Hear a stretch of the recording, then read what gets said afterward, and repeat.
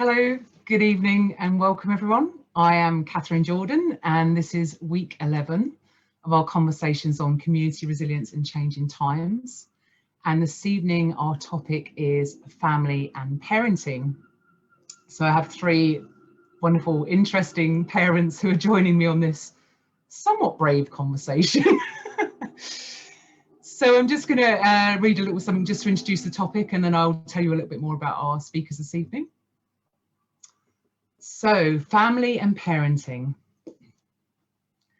Many of us have been thrown into uncomfortable, unfamiliar situations during the pandemic. While some of us have been isolated and separated away from our families, others have had to get used to spending much more time with their children and partners, more than we've ever been used to before. I've heard echoes of how challenging this has been, especially for single parents.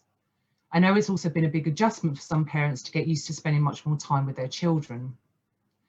As with everything that we're currently facing, the question that comes to mind most for me is, can we embrace the opportunity within this?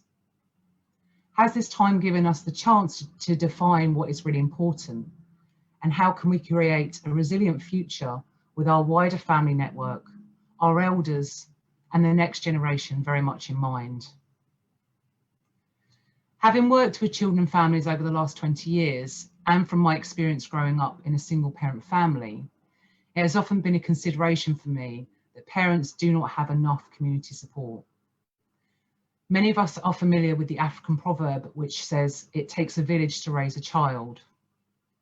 To me, it does not feel reasonable to expect one or two adults to raise a child well, alongside working, running a house, and many other daily duties. I feel that generation after generation, we are suffering the consequences of this. I wonder, has the pandemic given us an opportunity to rethink this? And if we do want to create more localised support for parents and families, how can this be done? How can our elders be part of this consideration? And what role do our elders play? Another echo I hear is our children who are saying, where is our future? Our children seem to be hyper aware of climate collapse and are looking to us to validate these feelings. I appreciate this is an uncomfortable and somewhat overwhelming consideration. The blessing of the work I get to do is I have the opportunity to listen and hear to the children and see what is coming up in them, rather than feel as an adult I need to have all the answers. Maybe we can consider that the answers are in our children, and maybe what's needed is for us to have more spaces for this to be heard. Greta Thunberg recently became a household name when she took to protesting on this issue. When I watched her recent documentary, I Am Greta, I was so struck by seeing the thousands of children out in the streets that this spoke to, and how they were longing just to be heard, to be felt and experienced in their cry for something to be done. If only we could nurture and value the wisdom of our children, maybe challenging the narrative that because we're adults we know better, and create more spaces for what's calling in our children to be heard. This evening I have three courageous parents who've agreed to be part of this conversation, considering how we can engage more consciously with our children and our home life, how this may be a pivotal moment of opportunity, and what this time is laying ground for. What considerations are our parents making at this time, and how might they consider being collapse ready in the face of climate breakdown? For anyone watching this conversation live, feel free to share your comments and questions with us. I will endeavour to share these with our speakers during the conversation. We really welcome your input on this important topic. Okay, so I'll just now introduce our speakers a little bit more. So firstly, we have Fred EHRESMANN. Is that right, Fred? Bang on, perfect. Hi, Catherine. Okay, great. So Fred is a specialist nurse in children, young people and family mental health. He works as an academic and a practitioner in various settings. His two daughters, aged 32 and 10, dragged him kicking and screaming into climate awareness, which I'm looking forward to hearing more about that. And he says that now there is no going back. So really welcome you to the conversation, Fred. Hi there, Catherine. Thank you. Hi. Hiya. And next we have Gemma Morgan. Hi, Gemma. Gemma has worked in early childhood education for many years. She's also worked as a kindergarten teacher, a conscious parenting consultant, and holistic education consultant. She now enjoys applying what she has learned to being a mum to her younger daughter, who is now asleep, I believe. Is she asleep? She is, yeah. Yeah, hopefully. Hopefully.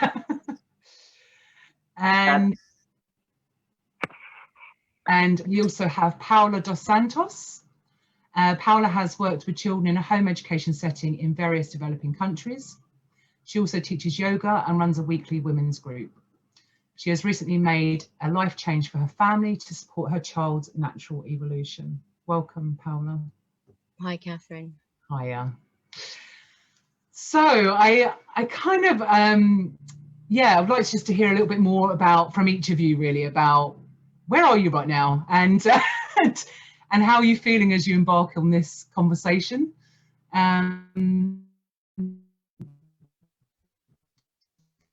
Because we were, just as we were coming into this conversation, we were aware there's a lot of kind of emotive feelings around.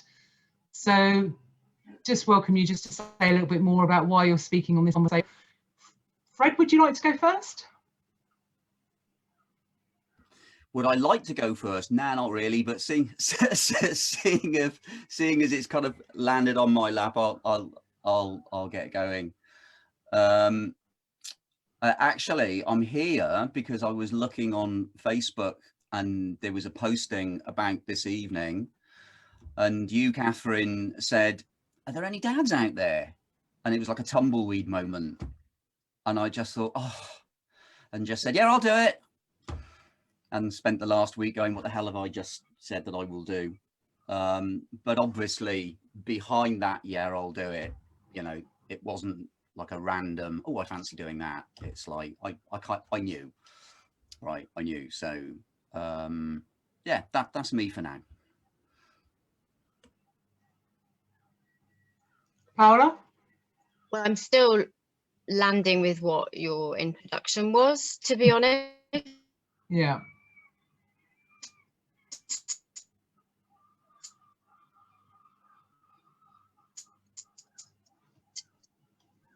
You know, like that whole process from that. And yeah, I mean, parenting is a personal tale, right? And motherhood is a personal tale. So I felt 50-50 whether I wanted to do this. Not actually speaking in public about these kind of things ever before.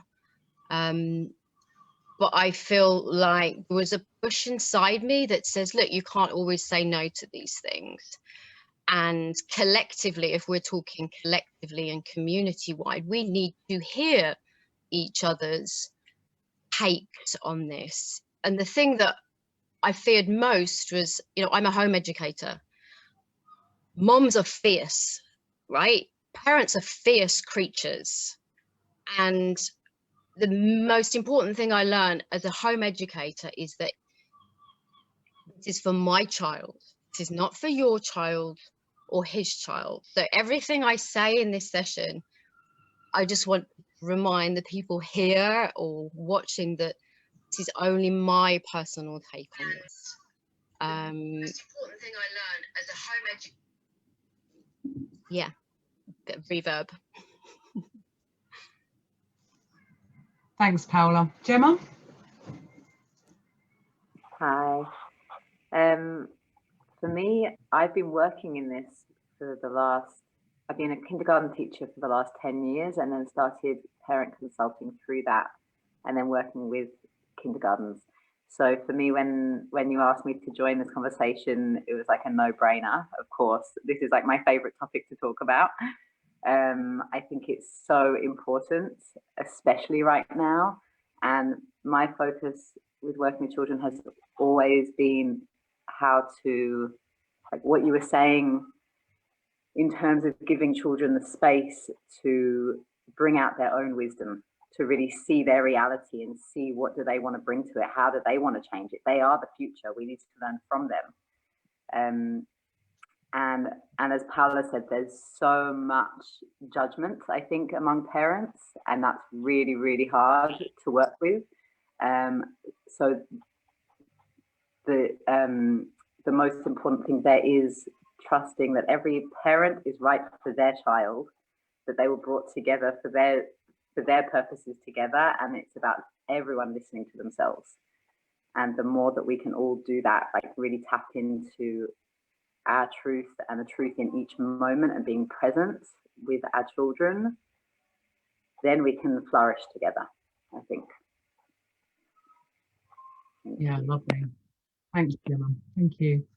So just to say, my internet went massively unstable for a good minute or so, and I completely missed what you said, Fred, and most of what you said, Paola. So I don't know if you could just give me a little highlight so I'm aware of what you said. I probably...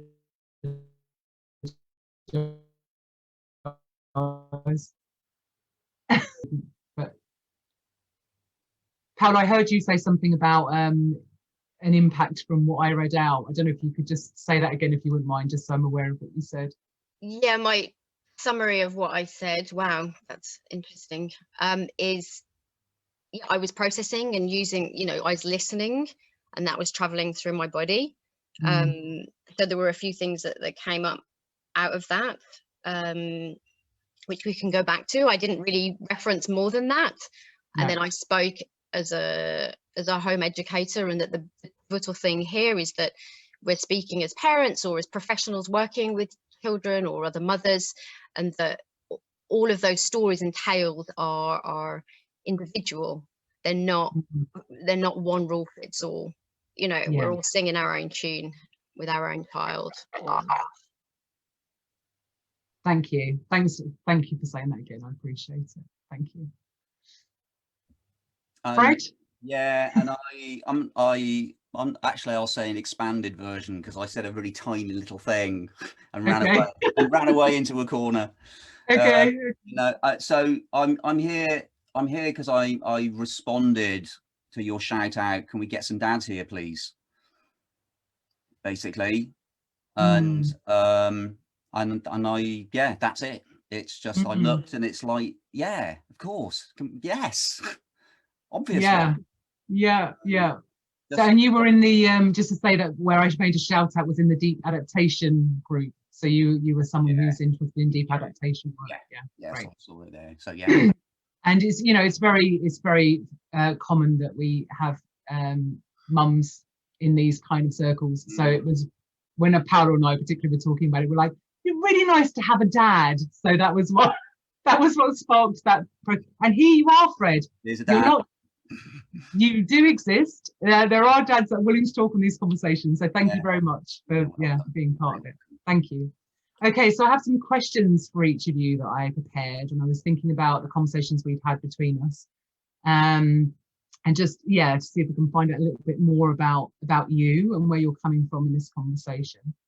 Bear with me 1 second. I don't know which screen I put it on. Yes, okay. So Fred, when we were talking, I was really struck by how you were moved into deep adaptation by your daughter. You had a story you told me about the experience of your daughter and how that provoked you to get involved in deep adaptation work. Can you tell us a little bit more about that, please? Oh gosh, yes, right. Yes, that was a tingle at the back of my neck and a lump in the throat. There it is. So I've got 2 daughters, one who's 32, you know, who's kind of out there in the world, and one who's 10 now.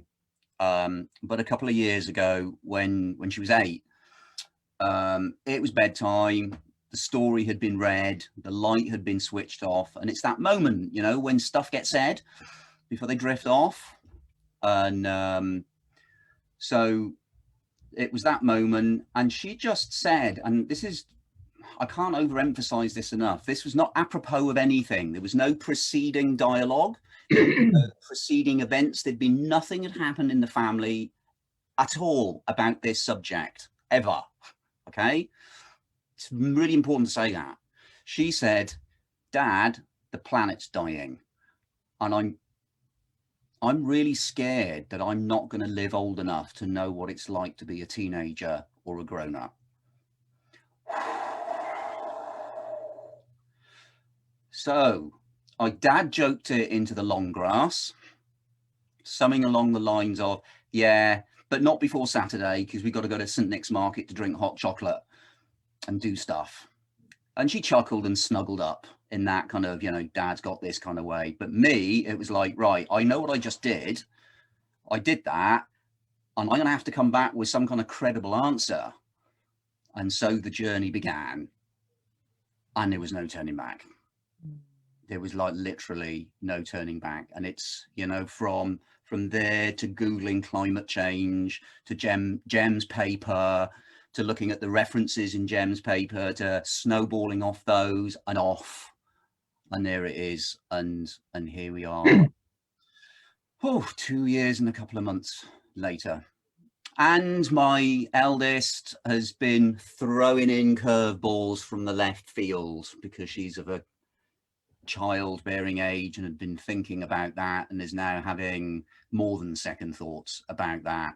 And then has been talking to me about, you know, it's already happening for people, Dad. You're starting to get freaked out about it, but you do realize this has been going on the other side of the world for years. Why are we suddenly, why is this now suddenly so important? I was like, oh my God, now I've got that. Just like, yeah, totally.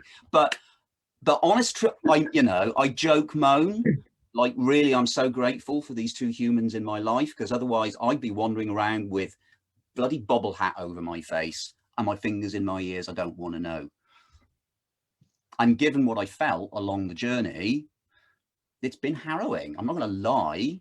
It's been really harrowing. So I can forgive people and love people with their bobble hats over their eyes and their fingers in their ears. It's like, yeah, I get it. Yeah, but you're going to have to take that bobble hat off, and you're going to have to take those fingers out. Yeah, and whether we want to watch or listen or not, it is still happening, isn't it? Fred, can you just, for anyone who doesn't know about the work of deep adaptation, can you just give a little brief introduction to what deep adaptation work is? Yeah, sure. So, you know, in the whole conversation about, call it what you like, climate crisis, climate change, climate collapse, you know, multi-extinction event, like whatever. Deep adaptation is a phrase that Professor Jem Bendell coined when he wrote his paper, shouting pretty much from the rooftops, wakey, wakey, everyone. And it's in two halves. So the first half, what is like, okay, this is the problem. And then the second half is like, okay, here's a response. And that's what I was interested in, is like, okay, it's all going to crap. Okay. And so deep adaptation. And it's like a framework for responding to this stuff, a conceptual framework. And it's like all good conceptual frameworks. It's utterly beautiful in its simplicity. It's the letter R 4 times that you can hang your thinking on. Yeah. Resilience, relinquishment, restoration, reconciliation. It's so lovely. Just little places where I've been able to park my heart and my soul to kind of just put myself back together again. And from that has sprung like a movement, really, hasn't it, Catherine? It's like a movement, it's a community. It's like from back then to like, oh my God, look at this. This is like, oh, fellowship, companionship, just like, oh, fellow travelers. Because in the world around me, nobody wants to know. Everyone's bobble hat and ear, fingers and ears. It's mighty lonely. So deep adaptation is this space where this can happen. Yeah, thanks. So Fred and I shared our experience of doing a deep adaptation retreat. Yes. Like, it's how much of it is a retreat to kind of look at climate breakdown and look at what's coming, and you know, it was a bit of a not very retreat like, but yeah, it was interesting talking about our experience, or talking about, you know, that kind of experience of someone else who's been through a similar retreat. Yeah. So yeah, thanks for that, Fred. Okay, so I'll move on to Paola's question, if that's all right. So Paola, you've recently made quite a significant life change, as I mentioned in the beginning, putting your child's future at the centre of your decisions. Could you tell us a little bit more about why you felt it's important to do this, and what kind of future you're hoping to give your child? Okay. So I was listening to my child, who's 10, yesterday, on a little Zoom call with one of his friends. And I overheard, because I try not to listen too much, but I did overhear this, and I feel like I was meant to overhear it. And he said to her, being by the countryside does something to me. I can't quite explain. I feel open, big, and it's good for my health. It feels natural. So we are making a move from city to a more rural destination. This isn't in response to COVID. It's not in response to anything other than this is something we've contemplated for a while. It just happens to fit in with this bizarre timeline. So it's almost been exaggerated somehow, selling a house, buying a house in this kind of framework. I work from the whole. So Arthur's central, but we're all central. And then it's the family unit that I'm moving. My husband and I were separated for 2 years a year ago. He came back to the family home after normal boundaries didn't work. So alternate boundaries had to be put into place, and we grew and thrived possibly in that separation period. And then I felt like this actual move was the birthing of us. I'm sure we'll go into something more about this, but it's been really hard because, you know, you've got businessmen at home running a big agency out there in the lounge, home educating mother, always was a home educator, shifting my child from the fact he can't explore anymore, because rest assured home education isn't about sitting at home. And there was also a moment for me personally, I had this moment of inertia back in the city, and I was like, I'm eating myself. Like, my life force needs something different, and that is the only, it has to go countryside somewhere a little bit closer to land, possibly connected to my son, because of that's what he was crying out for somewhere. Wherever it came from, I knew that that was going to have to happen now. We've looked at property. He lies on the ground with his heart on the soil, and he says, this land feels quite nice, or this land doesn't feel as alive as that land. Wow. So whatever happens, you know, hope for me is a word that I no longer use, because I think there's something beyond hope. Hope is always future, and I can't go there. That doesn't mean I haven't looked, and I don't look. It means that I have to face the moment, and only from that moment can I make my decisions. And through my own personal journey, I feel like I was trained to do that, be able to sit in the moment, be able to sit in lockdown. I was like, yay, lockdown. You know, the first one was great. Second one, I'm sure we'll talk about that. It's not as been an easier winter. And children live there, right? They live in the moment. So, yeah, our move from a city environment to a more rural as a whole is currently what's actually taking place. Mm. Wow, thank you. I feel like really emotionally stirred by what you've said for a number of reasons, I think. And so lovely to hear that what your son has been saying is exactly what I was saying in the beginning. That's what I'm hearing in our children, is like, it's in them. It's just in them. It's there. Mm-hmm. Thank you for sharing that. Okay, taking a breath. So, yeah, Gemma, I'll move on to your question, if that's okay. So Gemma, when we spoke, I was really encouraged to hear about the early childhood education model you talked about, which included respectful parenting. I would love it if you could tell us a bit more about that. Okay, cool, thank you. I'd also just like to say I'm really touched by both of Fred and Paola's stories. Thank you.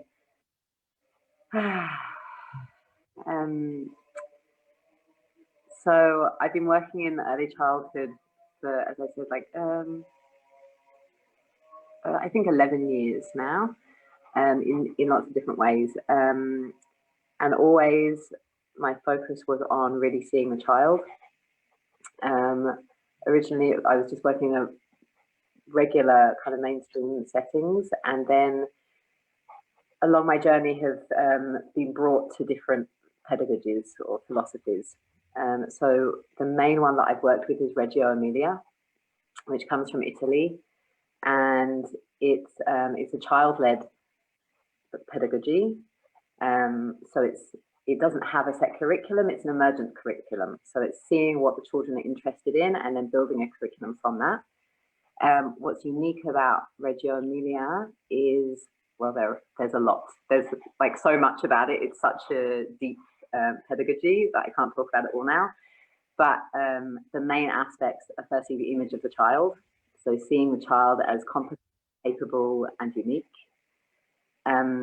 And seeing the adults and the children as co-researchers. So everything that's happening in the classroom is like an exploration. And it starts with observation. So first the adults are observing the children, and observation is a skill to be developed. And this is a major, major part of my work in the classroom and also in parenting. And I've run mindful observation classes for parents, specifically around this, because as I feel it, it's like holding a space. It's like using the children as a source of meditation. So holding the space for them and being really, really present and taking notes or just observing. But there's something about it that creates this kind of bubble of magic, of seeing things unfold, of seeing, like watching a child or children in play or outside or whatever they're doing, and really feeling their flow of creativity together or what they're exploring. And it's seeing in everything, in play, in social interaction, in all behaviors, just observing what's happening. And then the teachers will start to notice themes. And then to see, okay, so maybe the children are exploring this. Maybe they're exploring this. Maybe they're exploring this. How can we check that? And then it's bringing a provocation to the children in a really tangible way to see, is this what they're interested in? Is this what they're exploring? And through that, it kind of goes deeper and deeper and deeper to working with the children to explore life, to explore what are they really interested in and where can they go with it. So it's being really present with them, being really responsive to them. And then, so this work was supported for me by a parenting philosophy called RIE, R-I-E, which stands for Resources for Infant Educators. And that is more of the respectful parenting. So that's like really using authentic communication and something called sports casting, which is giving like a third person commentary of what's happening to build awareness in the child, understanding that we don't need to, if the child is expressing strong emotion or they're in conflict, we don't need to do anything. They're not asking for us to do something. They're just expressing what their reality is, and it's up to us to give feedback to help them be aware of their reality so that they can find their own solutions. And that we're in partnership with them. So it's not like you're on your own, I'm just the sounding board, but how can I help you? Asking, how can I help you? Instead of just assuming I'm here to fix everything for you. Yeah, there's so much more I could say about all of that, but that would be enough to start. Thank you. Again, I have this feeling of just joy just to hear that those kind of models are happening somewhere in the world. having had a horrible education experience myself, and supporting young people who are just having such a hard time with the system as it is. So it's really nice to hear that there are those alternative systems happening in the world. Yes, more please. So So I'm just wondering about bringing something at this point, just as we were about to start this conversation. Gemma, you asked a question. I can't remember if you remember exactly what the question was, but would you mind asking it again? Because I think it was a really important conversation, a really important question, sorry. Yeah, I asked, I was wondering why this is such a sensitive topic. Yeah, why? Yes, Fred, we'd love to hear your answer on that. Okay, so look, you know, my youngest told me that she was frightened that she wouldn't live long enough to know what it would be like to be a teenager or a grown-up. And I, you know, that landed in me, you know. And so my journey really had me, I inevitably came up with the subject of mortality. It was just inevitable. Because ultimately that's out there in my future, it's out there in everybody's future, but nobody wants to talk about it. It's like, talk about a phobia. I mean, in my world of mental health, they've got like books of phobias, but the one most important phobia that isn't in there is death phobia. So, you know, what makes it, now here's the thing, right? It wasn't just, you know, we are all going to die, great, moving on, nothing more to see. No. Really bringing it up close, like, okay, who's going to be doing the dying, like around. So what I'm getting to, I've had to look at my children's mortality, Gemma. That's what made it so harrowing and difficult, and what makes it such a difficult conversation, because it's that conversation, right? It's like, you know, you hear people say when their children die, nobody should have to bury their own child. It's that kind of conversation. We all have this worst case scenario thing in our brains as parents, and we start thinking about it and we move on and get on with life. And there was no way around it. There was no way under it. There was no way over it. It was through it. I had to go, just to reconcile myself. The fourth R, to be reconciled to the reality of it, that's what lies in wait. So I've just said the thing that nobody's allowed to say, really, I guess, that nobody says, but I see nodding on the screen. I see nodding. Yeah. I feel pain in the center of my chest here, but I haven't died of that yet. And so that's my answer to your question, Gemma. Yeah, thanks, Fred. Gemma just put her hand up first, if that's all right, Paola. Just no, okay, go on, Paola, go for it. Go on, Paola, you can go. Yeah. No, I am at school. I know. We're just putting hands up. We're just putting hands up, by the way, so we know, so we're not all jumping in on each other. It's not a formal thing. Yeah, we're not a bunch of weirdos. No, we're not, honestly.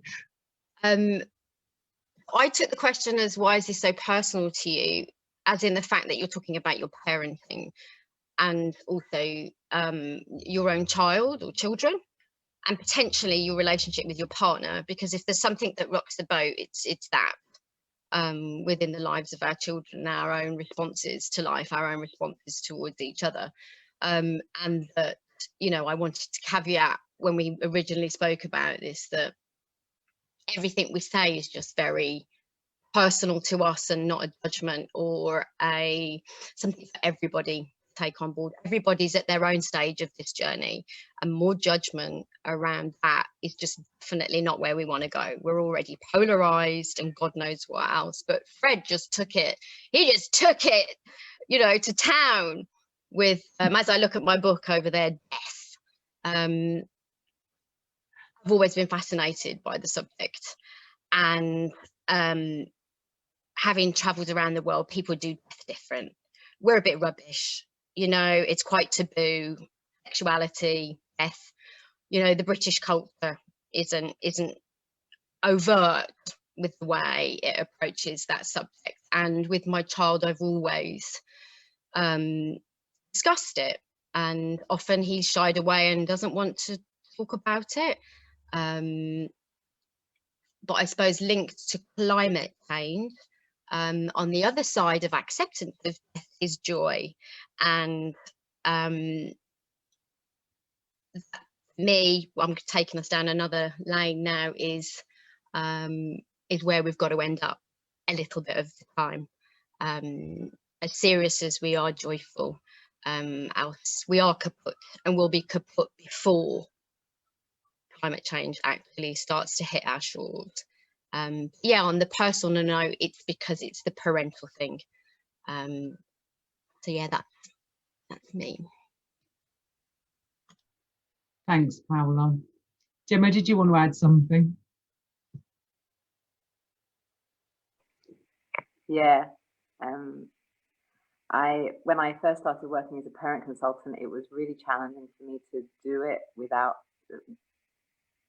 feeling the fear of judgment. And so that it's something that I was really, really sensitive to. But in terms of the, I guess the like stripping away illusions, that's what it feels like to me. I love it so much. I mean, I ran a series of workshops once for parents on talking taboo topics with your kids. We did death, sex, and war. I live in Israel, so war is a relevant one. And I find the beauty of being with children is their honesty of what they see in the world, and when something doesn't match, when something doesn't sit right, you can see it through their behavior or through their interactions, through their mirroring of it. And it's like a wake-up call for us. And I guess it's very confronting when we don't want to face it or we don't know what to do with it. I think that's the hardest thing, when we just don't know what to do with it. But that, to me, is where we open it up to them and let them create their vision of their reality. Thanks, Gemma. I'll also answer this question, because I think as we were still talking about it and we were just starting this dialogue, I was like, oh, I'm a mixture of lots of different things. And I just want to add just name that I'm not a parent. So I feel a little bit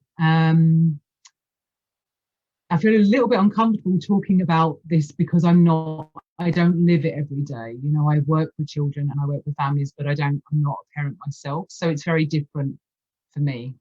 And so it felt risky for me to kind of open it in the way I did. I was saying to Fred that I was kind of, shall I, shan't I, you know, but there were some things in there that I kind of wanted to say that I'd never said. And one of them was that I hear this call in children that I get frustrated gets ignored again and again and again by our society, by their parents. And I just wanted to voice that. I just wanted to finally say, please, can we just listen to our children? Because it's in them. Like, as Paola just beautifully described, as you've described, Fred, you know, the truth is in them. And I just wish we could give more space to that. And also just to kind of voice that I get really frustrated about the lack of support I see families have to endure. And it is an endurance. It's like, you know, they're just fighting to get through another day. And how can you really be a good parent when you're just fighting to get through another day and keep your family alive, you know? And I know that's a risky thing to say, not being a parent. I mean, not being a parent is a choice for me. It has been a choice, and I've chosen to do that so I can focus more on my work. But I get that it's a sort of risky thing to say, not being a parent. So that was my sort of trepidation in it. So I just thought I'd mention that, just so we can kind of, so we're on a level playing field. I'm equally trepidatious with this conversation for different reasons. So yeah, but thanks for the question, Gemma. I think it was a good question. So thank you for bringing that. So we'll just explore a few generic questions. They're maybe looking a bit more at community resilience and what that's looking like in our lives right now. So, I mean, if we start with you again, Fred, you have already touched on it a bit with talking about deep adaptation, but yeah, how are you connecting to and living resilience right now? Like, what's it looking like in your life, in your daily life? What's it looking like? You know, it's really funny when there's a bit of me that wants to be able to say, you know, I've got like a permaculture version of the Hanging Gardens of Babylon in my garden. You know, I've got a solar powered everything on my roof, and, you know, I'm living on a mountaintop in Wales or something, and there's these amazing people and all the rest of it. None of that, basically. And I get kind of like, okay. So, and that's been around for me as like a process in my head. And it's just, you know, so it's with difficulty. You know, I live in a city. We've chosen to stay here. I've chosen to stick in with this, and to show up, really, because here are all the people here, and also my youngest. All her friends are here. Everything that she knows is here. This is all familiar to her. The dog, everyone knows her and the dog in the park and everything. So here we are. So it's like, how do I do this in a world around me where nobody else is doing it? Just like, and without being judgy, really important, without wandering. And I went through a phase of being unbelievably judgy. It was awful. It was like everybody was a complete bastard. Everybody was completely stupid. Everybody, right? So that, engaging with that. So it's been kind of like, it started inside. The penny dropped. It was like, okay, I can have the Hanging Gardens of Babylon in my garden, but if I'm wandering around being an idiot, I'm missing the point. It has to start inside of myself. And so that has just been, and it's interesting, resilience, you know, so I've had to relinquish a whole bunch of stuff. I've had to let go of so much stuff, so many ideas about what the future is going to look like. I've had to relinquish an identity as dad fixes it all. Dad can sort this out. Don't worry about this. I got it. I can make it all good. I've had to relinquish that. I've had to relinquish so many identities. Just the beginning of it, you know, and the other are, so restoration has been lovely. It's been like, so there's so many practices that I've been privileged to learn along the way that, you know, I'm too busy to do that. I'm too busy to do that. I'm too busy to do that. It's like, no, those practices are like brushing my teeth in the morning. If I'm too busy to brush my teeth, I'm going to smell and my teeth are going to fall out. It's the spiritual equivalent of brushing my teeth, if you like, restoring those contemplative practices now and having as part of my day-to-day life. And then, you know, just being reconciled to, this is my shift. You know, here's eternity, and I've been given this slither of time in this whole, I'm on shift now. It's happening on my shift, and reconciling myself to that. You know, my shift wasn't the First World War or the 100 Years' War or whenever. This is my shift now, and reconciling myself to that, and just growing that. And then that's then birthed other things. So we took our daughter out of the school system and we home educate her, because I could see really clearly, okay, they're preparing kids for a future that doesn't actually exist, and I'm not going to bother badgering them about it. I had a go at badgering them about it, and that didn't go down great. So I'm part of a community of home educators, you know, we worked, yeah. So so it's something's really sprouted there. And then the biggest thing that's happened recently is just, I've jumped over the wall in my job. I escaped. I just clambered over the wall. I knotted some sheets together and just clamped and just went over the side. I'm lucky because universities have a thing called sabbaticals, you know, so I still get the job title and it looks fancy, senior lecturer, yay, go me. So I still got that, you know, and I can access the academic resources, and I'm still, but it's an odd arrangement. They don't have to give me any money. I don't have to do any work for them, which means I've got space to see what emerges next. And I'm really interested in this idea now of like letting things emerge and not planning the living bejesus out of everything. And then, because I've had to relinquish all of that because it was all planned out, and it's like, oh, right, okay, back to the drawing board then. So, you know, it's an ongoing process. It's not like, okay, I've done it now. I've done resilience. I've adapted, crack on. It's like, no, it's like gardening or something, like just on, and then ask me the question tomorrow and something else will have sprouted up, I guess. Yeah, I love your response. It's so honest, and I love your metaphors as well, by the way. And it really links to what Paola said about giving, you know, just letting go of hope and just really being totally in the now, you know, what's really calling to me now, you know, because we don't know what's coming, you know. That's something that I keep hearing in these conversations getting. We don't know what's coming, but we can really engage with what's happening now. Can I chuck something in there before I finish? Go for it. I just wanted to speak to that really just very, very briefly. So this deep adaptation workshop, it was hard work emotionally, and it was rich with wisdom and beautiful people. And there was a person there who said this thing. It was amazing, because everybody was talking about, you know, extinction and collapse and calamity, and there was all this. And she said, do you know what? We humans find living in the present moment, we find living with uncertainty so difficult, we'll create a traumatic certainty just so that we can know something, you know. And I love you. So forgive me for butting in, but I really wanted to lob that into the space, because I feel like it's really important. Yeah, no, it's a really, really good one. I mean, I work as a mindfulness-based psychotherapist, and my work, I encourage clients a lot, like, can you just be with things as they are? Can you just stay here a minute, you know? It really interests me. It interests me for myself as well. Like when I ask myself, can I just stay here for one moment before rushing off to make something else out of it, or rushing to layer something else on top of it? And it's a real task. It's not an easy thing in our culture at all. Just like, can we just be here and feel this moment as it is? Not an easy thing to do. So yeah, thank you for naming that, Fred. Really appreciate that.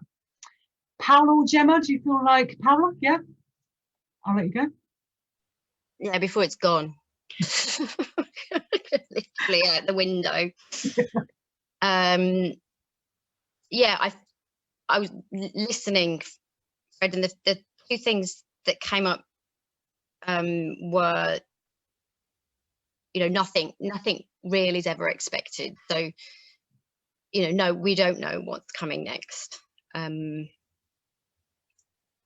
for me, which is going to sound potentially controversial, but whatever, I think we're lucky. And the reason I say that is I think there's some form of beauty in what it means to be a human right now. It's been so safe in the West for so long. I've been saying this for so long. I shoot myself in the head. You know what I mean? Like, I don't even know why I was saying it. Now I kind of know why I was saying it. There's an aliveness that was activated last year in the first lockdown.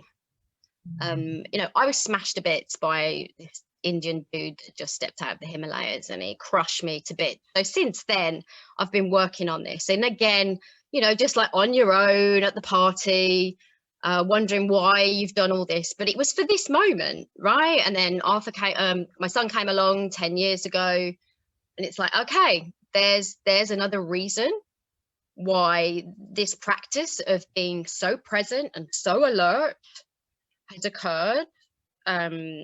I never thought I would be a mom. I thought I would adopt many, many, many children and do it that way. So when he came along, it was for a very deep reason, because something was activated in my body. A feminine quality was activated in my body that could only really have occurred, or often occurs, through childbirth and through that connection with the deepest part of ourselves, our nature, right? The feminine nature. And that doesn't mean to say it isn't expressed in other ways, but that's how it came to me. So staying on track, resilience. In that interaction between parent and child, the most interesting, which is what kind of has got us going, Catherine, in the first place, was this non-reactive space from me, and how deeply people find it difficult to disentangle their own emotion from that of their child, and they don't know that they're often reacting all of the time. And Lockdown 2 was a real test for that, because it was more wintry, and let's just say my partner hasn't done all the work I've done. So I'm, you know, having to teach. You're reacting, ain't going to change. If you keep reacting, you'll go round in circles with that same pattern. Round and round and round and round in circles. So this non-reactionary response on a real cellular level, not just you didn't react, you didn't react. You didn't pretend to not react. You actually didn't in your body. So that child does not pick up on an energy, it then goes and acts out in front of you. It actually has, the child has the space, as Gemma, you've said, to flourish in the moment. We've had some really dark moments over the last 3 months. I have sat holding space for this little person whilst he has been in some of his deepest, darkest times. I think he's picking up on the collective, the anger, the depression, because we walk outside and we go far away from the city and we go, oh, it's not there anymore. You know, something else is here now. And it crucified me on one level to watch that happen. But he then said something to me yesterday, which was so sweet. He's like, I'm different. Something has happened over the last few months, and either something's awake or something has died, but something is different and I'm managing it better now. And so as a 10-year-old, you know, he's got testosterone starting and all that stuff. There's chemical changes, you know, Fred, we don't know this stuff occurring. And yeah, watching his own personal resilience, a distance, you know, required when I'm required, was an honor.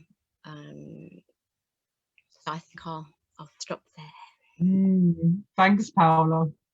Yeah, thank you. Thanks for sharing all of that. I'm having a lot of emotional, physical impact as we're talking this week. I don't know if it's more than normal, but I think it's a good thing. Stirring, it's very stirring. Gemma, do you want to add anything to this one? Yeah, for sure. So I started to be involved in a women's circle 6 years ago, and that was the beginning of my journey into the divine feminine and big shifts for me. And I actually left all of my work with children and went on a journey to India and then back to Israel and journeyed around Israel until I met my husband, and we started creating together a spiritual development center, retreat space. And for the first year, so we met 2.5 years ago, and for the first year we were pretty much in our own isolation, like just creating the space together, visioning together. So when Corona started, it also felt like, okay, we've been preparing for this. And now at this time, I feel like it's all about slowing down, connecting with nature,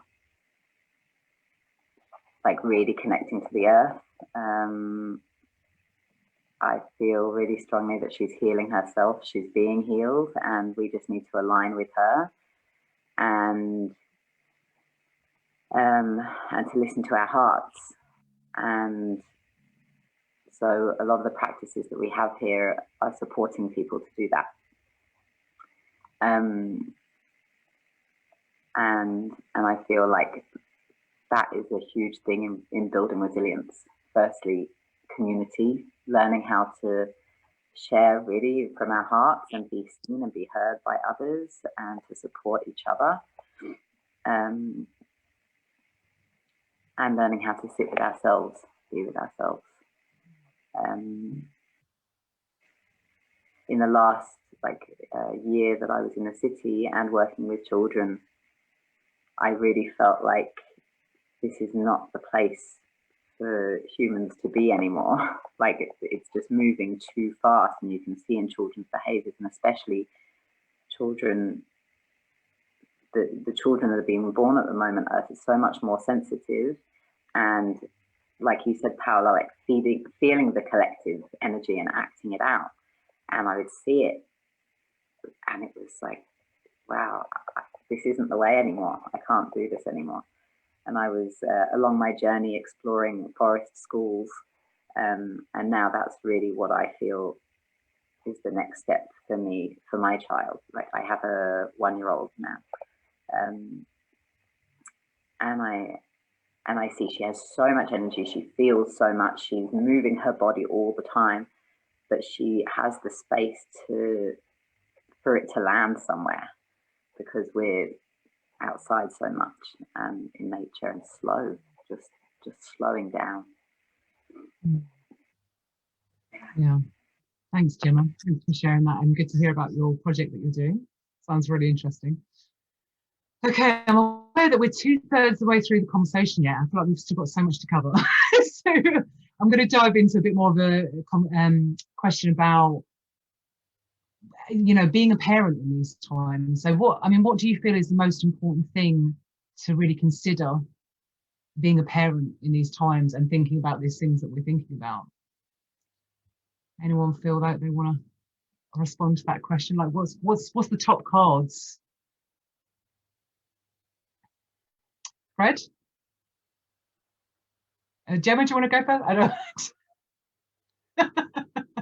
We're being too English about it. But We're all like, no, after you. No. After you. No. All right. Thank you, Gemma. All right. Yeah, I'll kind of look.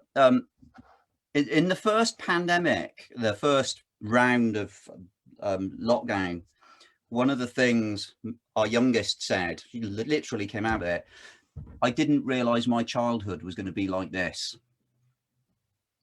There's a clue there, parents, right there. So, you know, what I've become really present to is, you know, my kids, their life is happening live now. It's happening. Like, so just dump the rubbish. Just like dump everything that really doesn't matter. So for my youngest particularly, I'm building memories for when she's going to be a grown-up and I'm not here anymore. What do I want those memories to look like? You know, whatever life she gets given, however small or large, the slither of eternity that she's given to live, as that rolls forward, what kind of memories do I want her to have in there? And that's just kind of like totally gone right to the top of the pile. Like, your bedroom's dirty, you're late home. Oh, really? You know, because I say so? No. That's just, you know, if you do this, then we'll give you that. Oh, we're still doing that. But like, oh, when I do it, I just think, what am I doing? You know, that's the first piece. And the other bit is realizing, you know, when my eldest daughter talks to me about social injustice and marginalized groups, if you want to find a marginalized group, find me a marginalized group that's larger than children. Like, seriously, if you want to, you know, no disrespect at all, men at all, to other people suffering who are marginalized. I get it. But like, really, you want to, children, totally marginalized, no voice, nothing, right? And that can't be that way. That simply cannot be that way. So I've had to reconstruct who I am as a parent in relation to those two new realities that have popped up in front of me. So what am I for then? Exactly. Am I for the, you know, preparing them for the future that isn't actually there? No. So what am I for then? Exactly. Okay. So I'm lucky because of my professional background. I know a bit about child development and brain development, and the brain as a social organ. I understand, you know, I'm trying to find a jargon-free word for co-regulation. You know, how adults, how we can help our children be calm by being calm ourselves, that they will take our cues from us. So I understand now that I have to deal with my response to the climate situation first, before mucking about and saying, don't worry, we'll do this, we'll build a hanging gardens of Babylon in the garden, and we'll do permaculture, and we'll do this, and we'll do that. No. I got to deal with my own shit first, and present in a way that's authentic and contained. Authentic, it's real, and I can live with it. I can hold it. I can look at it, and I can be okay. And I know when to look away when I've had enough. And it's like, no, I need to top up now. I can't look for a minute. I need to top up. And that she'll take the cues from that, you know, and she'll be able to like, okay, this is doable. This is livable with. So it's like a new parenting manual that hasn't been written yet. There's like, God, how many books are there on parenting? How many models of parenting are there? It's like, okay, but is there one for this? Not yet. Someone's going to write a book at some point. Fred, you're going to be writing it, I can tell. No, because it'll be out of date. That's what I mean. Because at some point there's going to be some national catastrophe, and it's like, well, it was great then. This is like, that's what adaptation's all about, isn't it? It's not change. Is like change. You've changed from this to that, and we're done. Adaptation is like, no, you keep doing this now until someone pulls the lights off. So yeah, absolutely. Thanks for that, Fred. Thanks. Whew, passionate responses. I like it. Gemma or Paola? Either of you? Yeah, Gemma? Yeah, Fred, what you were just saying triggered a few things for me. Firstly, the honesty, the being authentic. I feel that being honest with our children is so important. And yes, to contain, like, but it doesn't need to come with emotion. But if we're feeling emotional about something, that it's okay to say, I feel emotional about this, or this scares me. We're so scared to say that we're human beings. We have emotional reactions, and then they feel it anyway, but then it confuses them. And I think to model how to like authentically speak about emotions, but not need for it to come out emotionally, is such a big skill to give to children, and especially as things are changing so fast, to be able to see, like I hear, and I've met so many children who are really angry, like they experience anger or deep sadness about the things that they see in the world, and to learn how to channel that energy into creativity is massive. So like what you're describing, Fred, is exactly that for you. Like you have this emotional response. Now, what are you going to do with it? And to bring the children along with that. I've forgotten what the original question was. I forgot what the original question was as well. I'm now distracted by a comment that's just come in. Sorry. I think it was about, yeah, what's the top card? You know, what are you, in terms of being a parent, what's your kind of, how's the priorities changed, and what's your current top cards? Yeah. Bringing joy to the relationship. Like we get, what effect will this have? Is this what my parents did to me? Am I messing up my child right now? This whole thing of like, I'm always going to mess up my child. Everything that I'm going to do is mess up. It's such a like negative way to come into it. And I find myself doing it all the time, but just reminding myself like, okay, how can I bring joy to this moment? Even like when my child's screaming, how can I bring joy to this moment in this interaction between us? I find that to be really, really, really important. Yeah, thank you. Thanks, Gemma. Paola?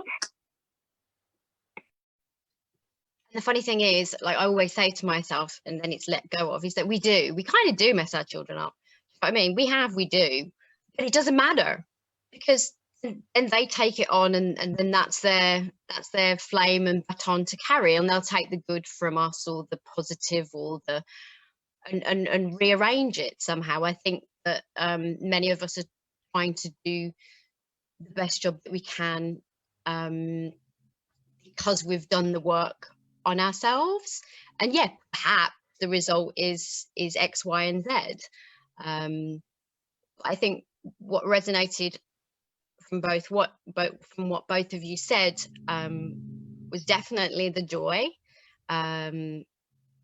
because it comes from such a deep place, and that joy comes from somewhere where there's magic, and it comes from some place where we can imagine something. And I don't know what it is that we imagine together until it comes. And owning my own power, specifically as a woman, you know, a woman's journey, we always end up having to own our own power somehow, especially if it's balanced with our masculine power, because that's not often seen in the world. Like, you know, that real feminine being held. We often just become men. And supporting Arthur's own respect for his feminine at the same time as teaching him somehow through male role models how to protect that, not deny it. Because his intuition is so on point. And some days he's like, oh, feeling's not working. And it's like, why? It's okay. It's okay. We're gonna, you know, he's having to be so patient in terms of finally us settling somewhere, which again is an issue in itself, right? You never know how long you're gonna settle somewhere in this new emerging world. But owning his own intuition in the moment, it does not matter then where we are or where we go. We have ourselves if one has to move or adapt. And within that context of owning one's own power, you protect almost that seed that's inside of us that gets passed among us. And I feel like if there's something at the front of mind, it's that. I know when someone's like busybodying with him, I'm like, no. That's like old ways. Like, leave him alone, man. Don't demand a hug. He don't want a hug. You know, look at what a mess it gets us all into. Teach everybody to respect their own goddamn bodies. I mean, it's not difficult. Oh, but it didn't do me any harm. Might have been a repercussion somewhere along the lines. So this deep intuition, this respect for that beautiful life force that, you know, I know he's damaged already. I know he's going to have to repair. He's already vulnerable and hypersensitive. But he's also very lucid and powerful within the, you know, in the same breath. And one other point that I feel like is always, I always have to remind myself, you know, when you think you've done something wrong, or I did something wrong to him, or I made that decision and it's wrong. I catch myself so quick these days because I can feel that too. And the best thing I can do is clean that out as quick as possible, because it only continues that feeling. And then they get caught in it. And then it becomes theirs. And it's like, it's not yours, it was mine. Which is why it was interesting, Gemma, that third person sort of talk of like knowing yourself from that perspective was interesting, what you said earlier. So I will end there, I think.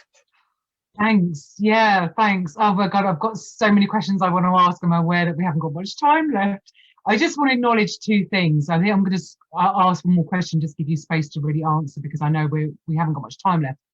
Two things I want to acknowledge. One is, I mentioned in the opening question about elders, how our elders fit into family and parenting life. And I think when I was talking to someone else who's helping to construct these, I think we're going to have that as a separate conversation, because I think it needs to be a separate conversation. I think it's a whole other conversation. So I just wanted to mention, it felt important just to mention elders as part of our family conversation. And we are going to follow that up separately, because I think it needs a separate space. The other thing I want to mention, which you touched on, Fred, with your older daughter, is that for some men and women, they are making the choice not to have children because of what we're facing. And because we, you know, for those that are kind of looking at it, feeling it, connecting with it, the idea of bringing a child into the world with all of that going on just doesn't feel right. And that someone I was talking to around this just said, you know, there's a lot of grief around that. So I just wanted to name that as well, that's also, you know, part of these considerations is, you know, for those that may have taken that choice, how can there still be opportunities to connect with family and being parents that maybe not necessarily having your own children. So just having mentioned those two things, the question that's really top card for me right now is the way you're all talking is having a very, very conscious relationship with your children in a way that's not common conversation. And I wonder if you can just, each of you, talk a little bit about how you do that, you know, on a real day-to-day basis. That is, sorry, I think my internet's cutting out, isn't it? Can you all hear me now? Is it all right? Yeah, okay, sorry, I can see it's going unstable, sorry. So yeah, I'd really love to hear from each of you about how you, on a day-to-day basis, you live this relationship you were talking about with your child. You know, what's the things you do that maybe are not conventional? You know, how do you relate with your children? I mean, I remember when I was talking to, I can't remember which one of you it was, one of you were talking about not powering over your child, for example, and things like that. So on a day-to-day basis, how are you doing these relationships in the way that you are? Can you just tell us a bit more of the details so we can, for those of us that are not familiar with it, we can understand it a little bit more?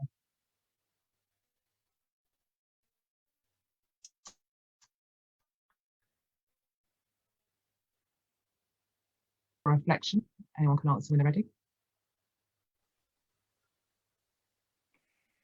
I'll go first. Okay, go for it, Gemma.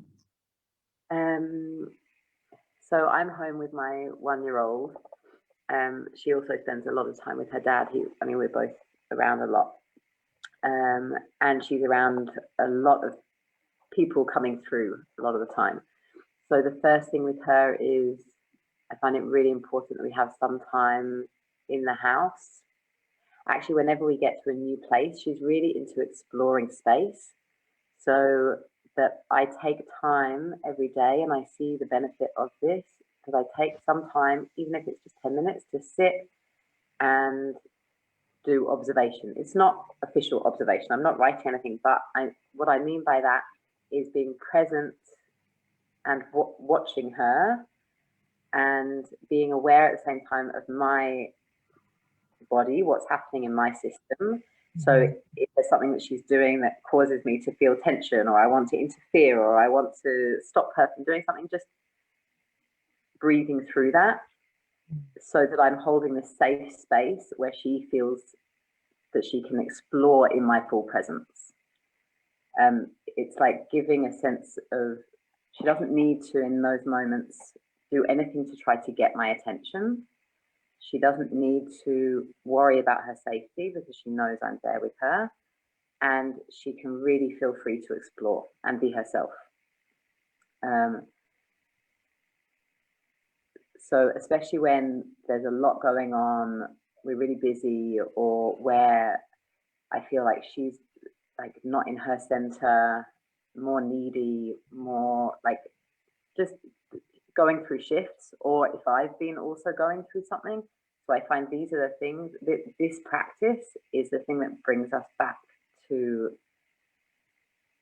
center together, and lets me see her.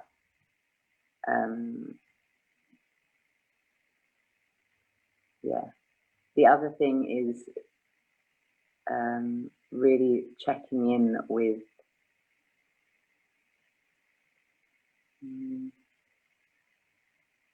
I'll say one of the other things is letting her cry, and I know this is actually something there's a lot of controversy around, especially with babies. I think I can't actually stress how important I think it is to let babies cry. It doesn't mean not responding to them, And if you know that it's attached to a physical need, of course you give them, like, you meet their physical need. But crying is an emotional release. It's a release of energy. It's a release of tension. It's an expression. So often as parents, we want to fix it. We want to stop it. We want to find what the solution is. We want to understand it. So there, especially, it's about controlling my own energy in response to it and holding a space for it, and really listening to her body. Like, does she want me to touch her? Sometimes I feel like she needs containment, like she'll calm down a little bit when I just pat her body.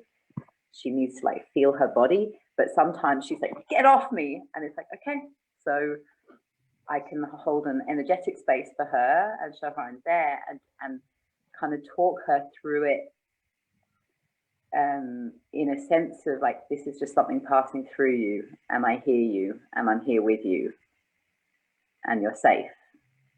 And I think so much gets triggered in us. Even just, I'm noticing even just my response of, like, what the things that I say to her as she's going through it are, of course, determined by how I feel about it. So if I'm watching her crying and I feel like she feels unsafe, so then I'm going to say, you're safe. But maybe she wasn't feeling unsafe at all. Maybe that's just my projection onto her. It's like all the time trying to understand what's mine, what's hers. But at the end of the day, saying what I feel is most accurate, and then judging from her response, was that hers or was that mine? And I'll even say, okay, that sounds like that wasn't what you were experiencing at all. Maybe that was just my thing. It sounds like awareness is really key, and keep being willing to be fallible and learning, you know, like that sounds really key in a lot of what you've said, and I can see the other two nodding. So yeah, thanks, Jen. Having a dialogue about it, like, and 1 year old, but from the moment she was born, I was having dialogue with her, and she understands everything. And the more that she can communicate verbally, but even she's been communicating. I mean, babies are communicating from when they're in our womb. So it's just about how much we can listen,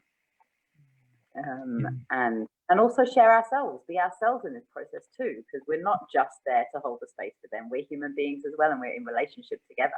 Yeah. Yeah, great. Thank you, Gemma.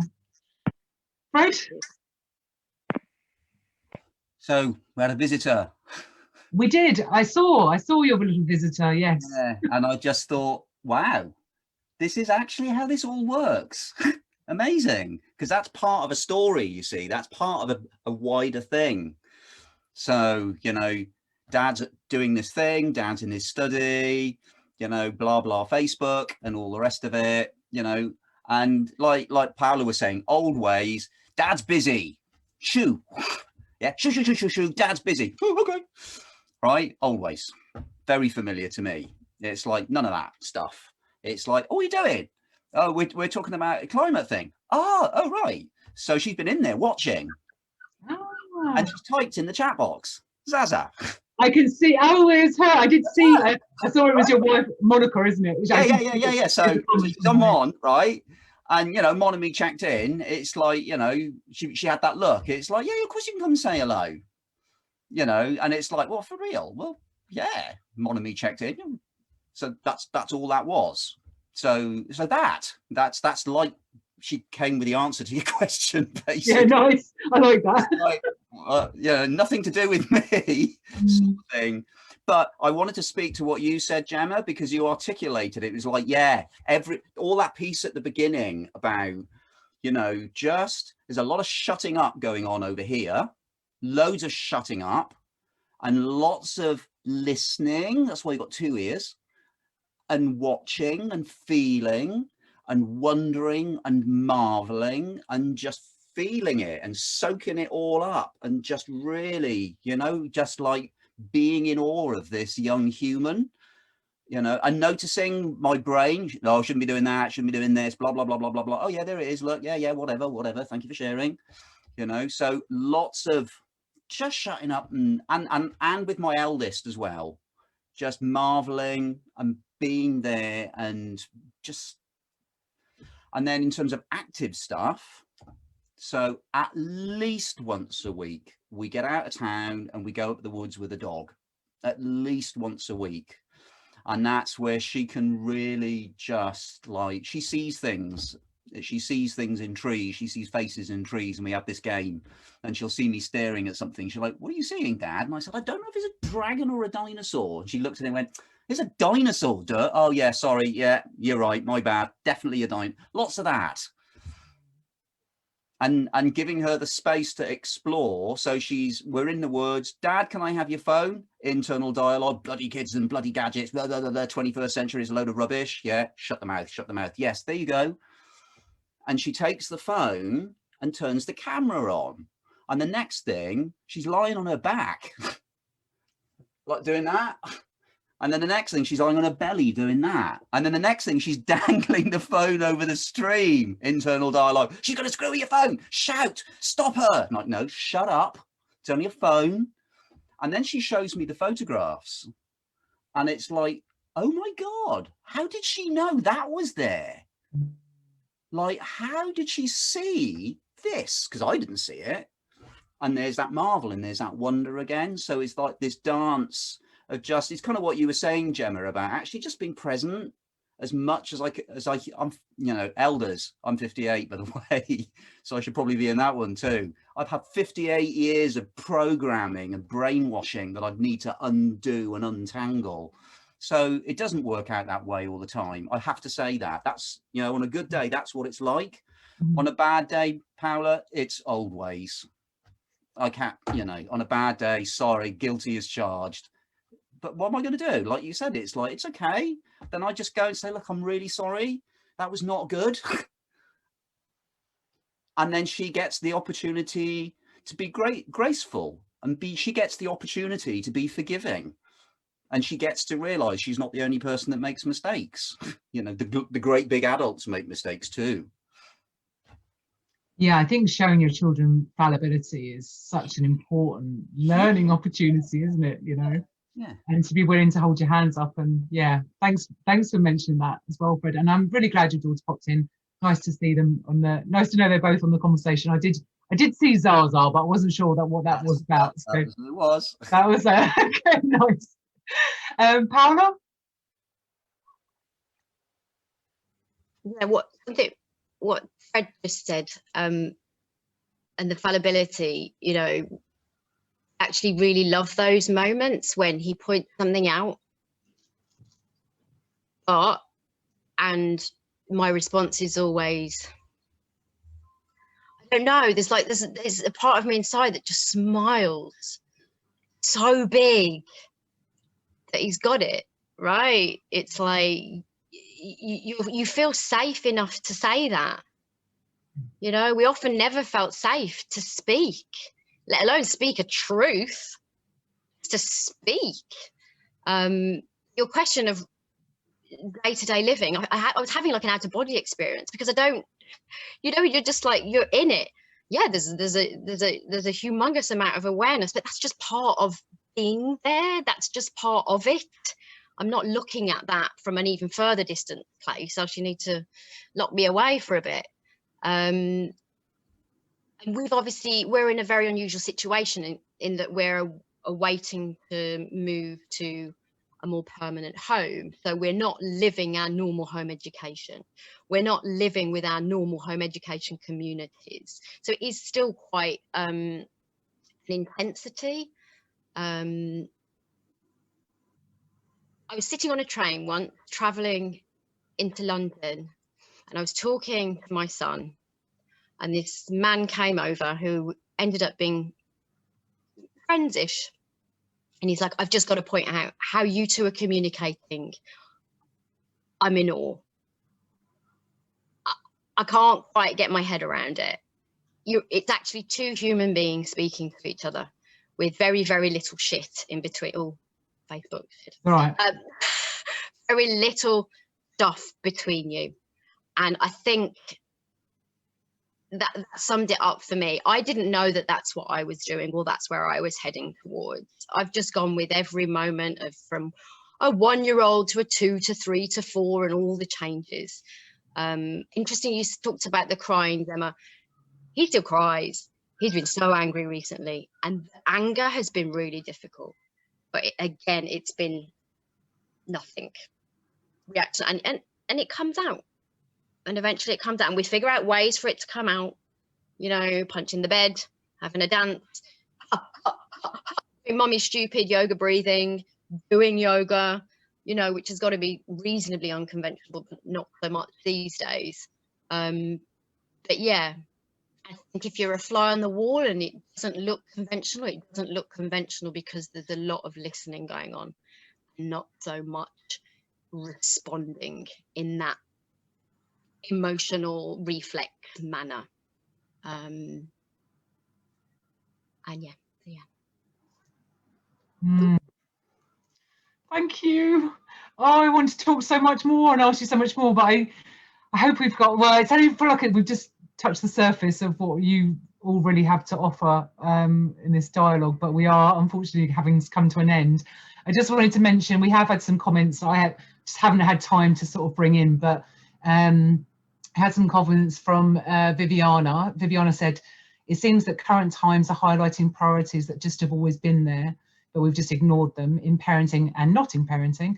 Also change, in brackets, adaptation doesn't and has never stopped. We have just had the illusion that it did. So yeah, very true. And she asked the question, what do you wish we as a society did for future generations everywhere?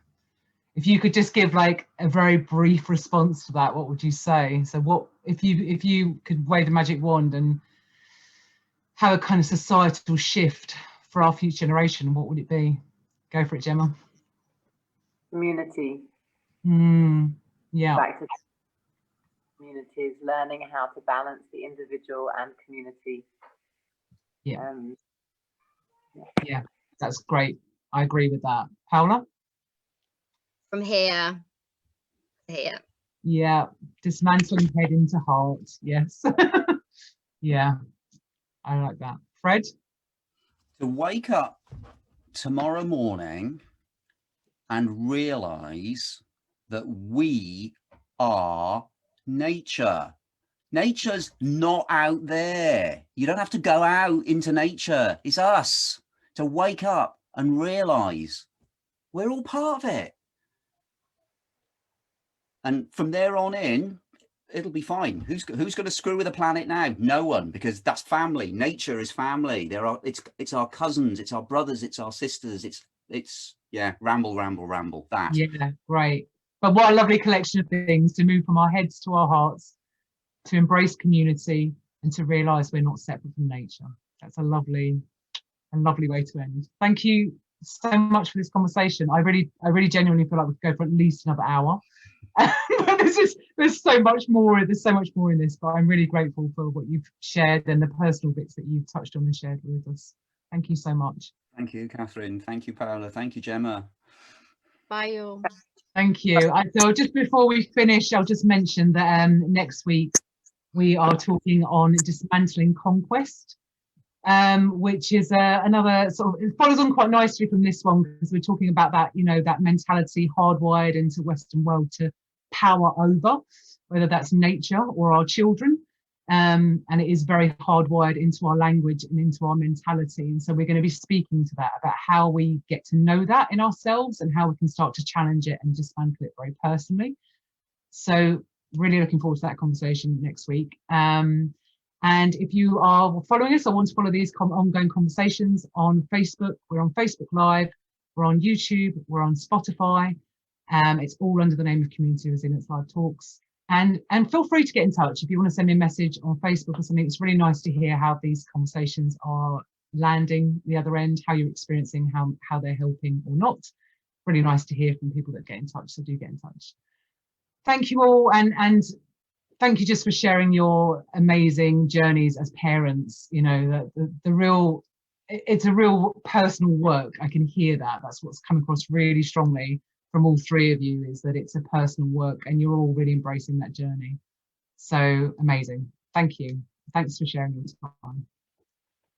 Take care. Bye-bye.